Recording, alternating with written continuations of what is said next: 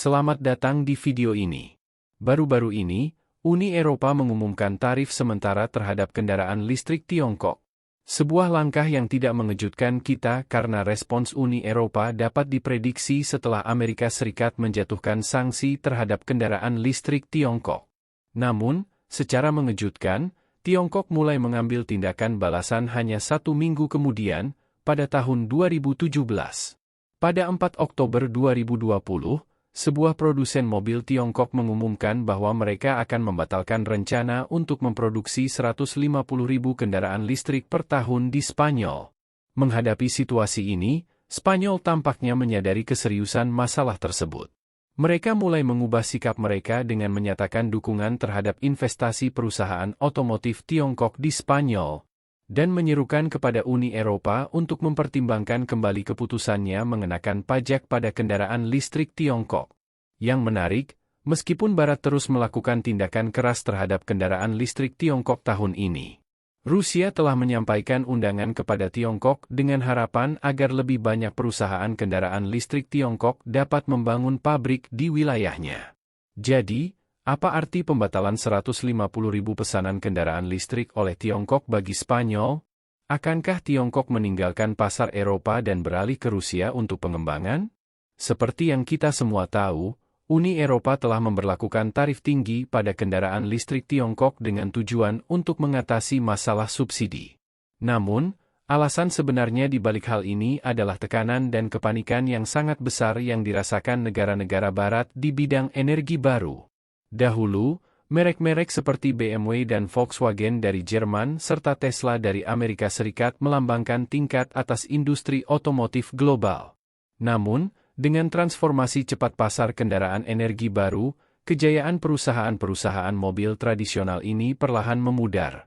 Sementara merek kendaraan listrik Tiongkok telah membuka peluang untuk pengembangan yang pesat dengan teknologi baterai canggih, sistem penggerak cerdas, dan biaya produksi yang rendah. Perusahaan mobil Tiongkok telah meningkat pesat di pasar global.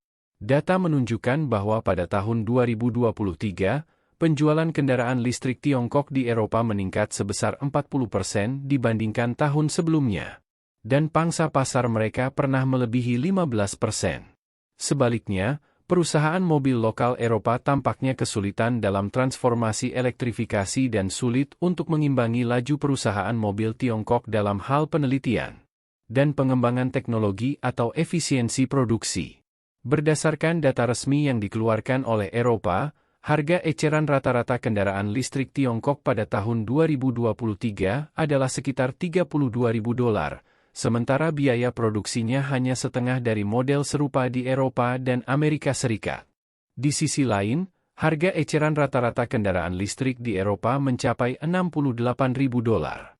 Kesenjangan harga yang jelas ini telah memberikan keunggulan kompetitif yang lebih besar bagi perusahaan mobil Tiongkok di pasar global. Meskipun beberapa perusahaan mobil Eropa telah mulai mengembangkan model listrik dengan harga rendah, sekitar $22.000, mereka tetap kesulitan bersaing. Model ini tidak akan tersedia paling cepat hingga tahun 2025, dan jeda waktu seperti itu semakin melemahkan daya saing mereka. Selain itu, dari data yang dirilis oleh Data Force Research Institute, kami menemukan bahwa pada bulan Juni 2024, pangsa kendaraan listrik Tiongkok di pasar Eropa telah mencapai 11,1%, yang merupakan rekor tertinggi. Yang lebih penting adalah bahwa pada bulan Juni 2024, jumlah kendaraan listrik murni yang didaftarkan oleh merek Tiongkok di Eropa melebihi 23.000, dengan peningkatan dari bulan ke bulan sebesar 72%. Peningkatan ini hampir 2 kali lipat dari peningkatan jumlah total registrasi kendaraan listrik di Eropa pada bulan yang sama. Namun, saat produsen mobil Tiongkok berusaha keras dan bersiap membuat rencana besar di pasar global, badai perdagangan tiba-tiba melanda. Pada bulan Juni 2023, Komisi Eropa mengeluarkan pernyataan yang mengumumkan bahwa mereka akan mengenakan tarif sementara pada kendaraan listrik yang diimpor dari Tiongkok mulai awal Juli, dan akan mengumumkan tarif final pada bulan Oktober 2024. Diperkirakan, tindakan ini akan berlaku hingga 5 tahun. Berita ini mengejutkan besar yang menyebabkan guncangan pada industri kendaraan listrik di Tiongkok dan Eropa. Uni Eropa beralasan bahwa perusahaan-perusahaan kendaraan listrik Tiongkok mendapatkan keuntungan dari subsidi pemerintah dan menjual produk mereka di pasar Eropa dengan harga di bawah biaya, yang merugikan industri otomotif lokal Eropa. Tindakan anti-dumping ini tidak hanya membuat para produsen mobil Tiongkok lengah, tetapi juga menjerumuskan pasar ke dalam ketidakpastian baru. Perlu dicatat bahwa ketika Uni Eropa mengumumkan penerapan tarif, beberapa pembuat mobil Tiongkok yang berada di bawah tekanan tiba-tiba menghentikan beberapa proyek produksi. Beberapa bahkan berencana membatalkan atau menunda pengiriman 150.000 pesanan ke pasar Eropa. Apa yang sebenarnya terjadi di balik ini? Kita semua tahu bahwa sejak Uni Eropa meluncurkan sanksi, produsen mobil terkenal Tiongkok terkena dampaknya. Salah satu yang menarik perhatian adalah Chery, salah satu perwakilan merek independen Tiongkok. Chery mulai memasuki pasar Eropa pada awal tahun 2007. Setelah kerja keras selama bertahun-tahun, perusahaan mobil Tiongkok ini berhasil mendapatkan kesadaran merek dan pangsa pasar di Eropa. Pada bulan April 2023, Chery mencapai perjanjian kerja sama penting dengan perusahaan Ebro di Spanyol. Kedua pihak sepakat untuk mendirikan usaha patungan di Spanyol untuk bersama-sama mengembangkan dan memproduksi kendaraan listrik.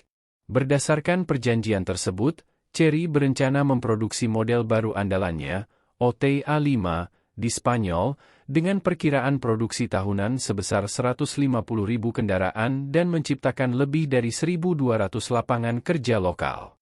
Namun, sejak Uni Eropa mengumumkan tarif, banyak yang awalnya mengira bahwa produsen mobil Tiongkok seperti Chery, yang telah merencanakan untuk membangun pabrik di Eropa, akan bisa menghindari badai ini. Dengan pabrik di Eropa, mereka tidak perlu khawatir tentang tarif impor. Namun, dalam menghadapi tantangan yang tiba-tiba ini, Chery justru tidak memilih untuk membangun pabrik di Eropa. Sebelum melanjutkan lebih jauh, beritahu kami apakah Anda menyukai videonya. Jika ya, silakan klik suka dan bagikan, dan mari kita lanjutkan. Chery memutuskan untuk menunda rencana produksi pabriknya di Spanyol selama 1 tahun penuh, meskipun awalnya dijadwalkan dimulai pada Oktober 2025. Penundaan ini bukan hanya sebagai bentuk protes terhadap kebijakan tarif Uni Eropa, tetapi juga sebagai sinyal kuat bahwa jika Uni Eropa tidak mencabut sanksi terhadap kendaraan listrik Tiongkok, rencana produksi Chery bisa ditunda tanpa batas waktu. Meskipun secara resmi disebut sebagai penundaan, pada kenyataannya Chery menyatakan posisinya melalui tindakan ini. Investasi Chery di Spanyol tidak hanya penting bagi pengembangan perusahaan itu sendiri, tetapi juga bagi perekonomian dan masyarakat Spanyol. Sebuah pabrik dengan kapasitas produksi tahunan 150.000 kendaraan akan membawa manfaat ekonomi besar, menciptakan banyak lapangan kerja, dan meningkatkan kerja sama teknis. Spanyol, melalui Perdana Menteri Pedro Sánchez, telah secara terbuka menyatakan dukungannya terhadap investasi perusahaan mobil Tiongkok, termasuk Chery, dan meminta Uni Eropa untuk meninjau kembali keputusannya mengenai tarif kendaraan listrik Tiongkok.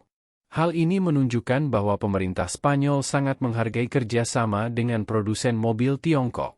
Selain Spanyol, negara-negara Eropa lainnya juga berharap menarik investasi dari perusahaan mobil Tiongkok untuk membangun pabrik di wilayah mereka.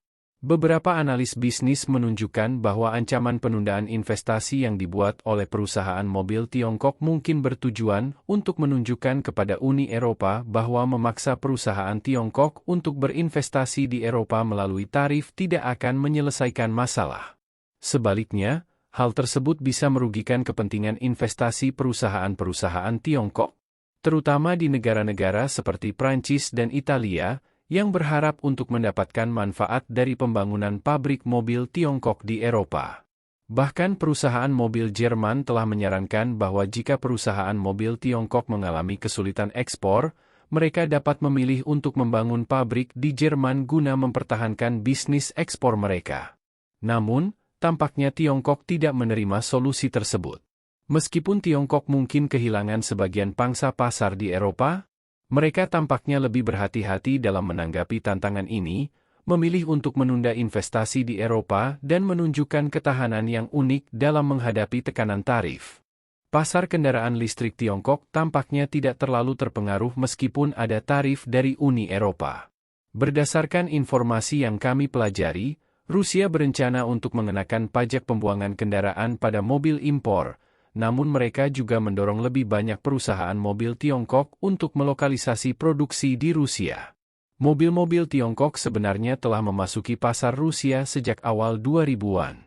Hingga tahun 2021, pangsa pasar mobil Tiongkok di Rusia hanya 9,1%. Namun, setelah pecahnya konflik Rusia-Ukraina pada 2022, banyak pembuat mobil Eropa, Amerika, dan Jepang menarik diri dari pasar Rusia, yang sangat memengaruhi industri otomotif lokal dengan penurunan produksi dan penjualan lebih dari 60%. Khususnya di pasar kendaraan energi baru, penjualan tahunan pada tahun 2022 hanya mencapai 840 kendaraan, angka yang hampir dapat diabaikan. Namun, pada tahun yang sama, mobil-mobil Tiongkok mulai membanjiri jalan-jalan Rusia, dan pangsa pasar mereka dengan cepat melonjak menjadi 19,5%. Pada tahun 2023, angka tersebut mendekati 60%. Menurut data Bea Cukai Tiongkok, Rusia kini menjadi pasar luar negeri terbesar bagi mobil Tiongkok. Pada bulan Agustus 2023, ekspor mobil Tiongkok ke Rusia mencapai lebih dari 19% dari total ekspor mobil Tiongkok, dengan lebih dari 600.000 kendaraan diekspor, menghasilkan rekor nilai ekspor sebesar 1,6 miliar dolar. Data Rusia menunjukkan bahwa pada bulan Juni 2023, dari 124.000 mobil penumpang baru yang terdaftar, sekitar 76.000 diantaranya adalah merek Tiongkok, yang berarti lebih dari 60% pangsa pasar dikuasai oleh mobil Tiongkok. Untuk memperkuat pengembangan kendaraan listrik Tiongkok di Rusia, pemerintah Rusia aktif mengundang perusahaan otomotif Tiongkok untuk membangun pabrik produksi lokal. Langkah ini memungkinkan Rusia mengandalkan produsen mobil Tiongkok untuk mengisi kekosongan pasar yang ditinggalkan oleh produsen Barat, sekaligus membantu menstabilkan industri otomotif domestik mereka. Rusia juga berharap agar Tiongkok tidak hanya menggunakan pasar Rusia sebagai tempat pembuangan barang, tetapi juga membawa teknologi dan kapasitas produksi untuk meningkatkan kemampuan produksi industri otomotif lokal. Dilihat dari tren saat ini, kerja sama Rusia dan Tiongkok di sektor otomotif semakin kuat. Meskipun Uni Eropa telah menghalangi masuknya kendaraan listrik Tiongkok ke pasar Eropa dengan tarif tinggi, hal ini justru mendorong ekspansi mobil Tiongkok ke pasar lain, terutama Rusia, di mana pangsa pasar mereka meningkat pesat. Jadi, langkah-langkah UE tersebut mungkin malah menguntungkan Tiongkok di wilayah lain. Bagaimana pendapat Anda mengenai video ini? Jika Anda punya pendapat, silahkan tuliskan pendapat Anda pada bagian komentarnya. Dan jika Anda suka dengan video ini, silahkan klik like dan subscribe. Dengan begitu kami akan membuat video lainnya untuk Anda semua. Terima kasih dan sekian dulu, dan sampai jumpa di video berikutnya.